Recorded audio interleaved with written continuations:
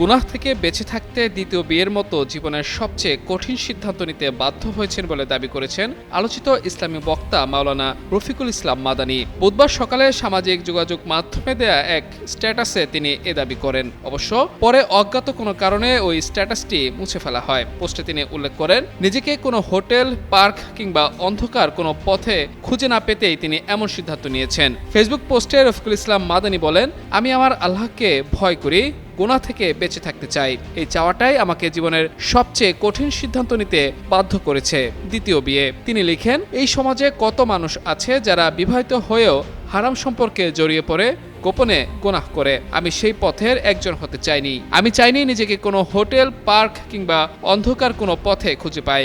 আমি চেয়েছি হালালের মধ্যে থাকতে, আল্লাহর বিধানের মধ্যে থাকতে। তিনি আরো লিখেন, জানি আমার এই সিদ্ধান্তে আমার প্রথম আহলিয়ার কষ্ট হচ্ছে। এটা ভাবলেই আমার বুকটা ভেঙে যায়। তবু আমি বিশ্বাস করি এটি কোনো মানুষের বানানো নিয়ম নয়, এটি আমাদের সবার রবের বিধান। তিনি যা হালাল করেছেন সেটাকেই আঁকড়ে ধরতে চেয়েছি। পোস্টের শেষ অংশে তিনি তার দুই পরিবারের জন্য দোয়া চেয়েছেন।